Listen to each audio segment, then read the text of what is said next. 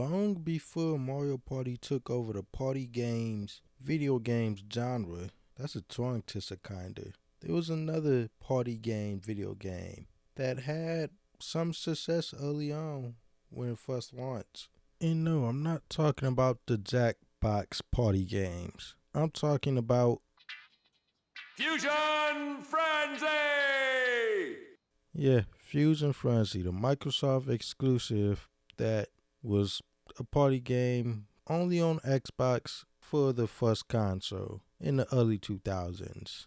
Now, this game was developed by Blitz Game and published by Microsoft Studios. It released in 2001 and had success with everything. The critics loved it, the gamers loved it, everybody loved it. It had good reviews. It sold 680,000 copies and made 16 million just in the US alone. Not too bad for a game that's irrelevant now.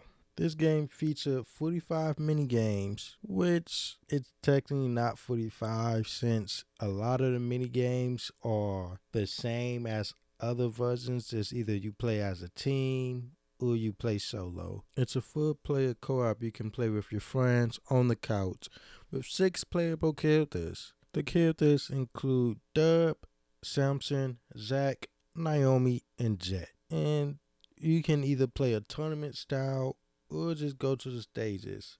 And the tournament styles, you can play 2 levels, 4 levels, or 6 levels.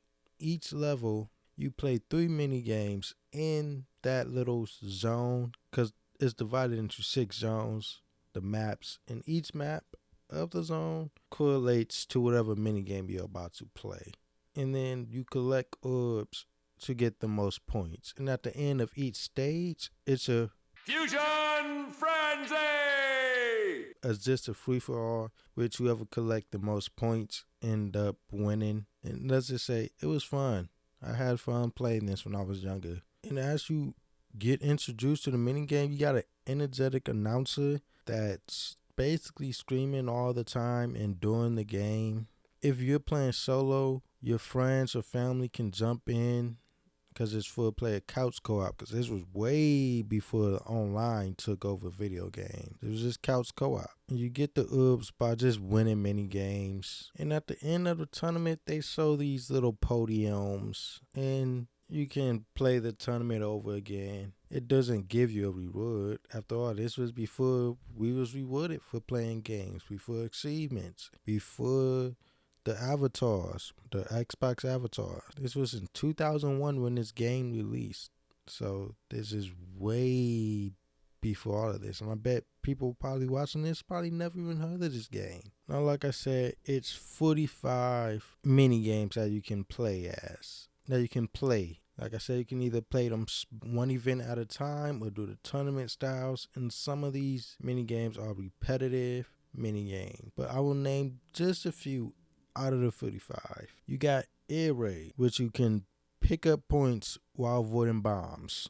You got Bumper Race. You race bumper cars, and to win, you beat 5 laps. And let me just say this mini game, the camera kind of sucks, because some of these mini games, the camera is a bit shaky. It ain't the best. And some of the controls aren't the best either in some of these mini games. You got Burn and Fuse, where you light rockets, and you light and paint rockets to get points. You got Pinball, take orb to a bumper and then you score. You got Odd One Out, keep a orb and not be eliminated, and the last one alive's win. You got Sumo, knock players off. A piece of the map falls off, cuts in a circle. You're in a little bowling ball pin, and you try to knock other people off. But while you're playing, the map gets smaller and smaller. One of my favorites, Twisted System, jump or duck over a spinning cooling rod or whatever this is. And the longer you goes, the speed go faster. Victim, basically don't be the person holding the bomb when the timer go off. You'll win. And last but not least, Water Fate Scramble. Race through gates right as the way through the arrow. Now, like I said, the zones correspond to the mini games. There's 6 different zones. You got Coliseum, Downtown, Outlands, Military Zone, Power Station, and the Waterfront. Each minigame corresponds to the zone. Like, for instance, it's a DJ game that got like 3 to 4 different versions of that minigame. You can only play Downtown. The ones with the water, you only play them in the Waterfront. The ones that's like military, you play them in the Military Zone. And if you do the tournament, the Fusion Frenzy map is different depending on what zone you in at the time. Another thing about this game, the soundtrack. It was a good soundtrack, but I'm gonna be honest, it seemed like you only had like 3 to 5 songs at max. Cause I swear I kept hearing the same song over and over again. I'm not sure the total amount on the soundtrack, cause when I looked it up, it didn't even register as a soundtrack. So it seems like it's only 5 or so in the menus. It seemed like it's only 3 to 5 maybe, but those 3 to 5 songs are actually good. And while you're playing the mini games, the soundtrack while you're playing is good too. You just got the announcer that's constantly yelling out the accents of the games while going. He's enthusiastic about it. Now, even though this game had low Metacritic reviews, it still got a sequel. This game was not liked by anybody, as both the gamers and the critics was like, this shit is ass. And it's basically the same as the first game with some minor differences. Like, you get cards to activate during mini games now. Instead of collecting orbs, you collect coins or some shit. It's just totally different. The same 6 characters from the original. It released in 2007. Changed the zones to planets.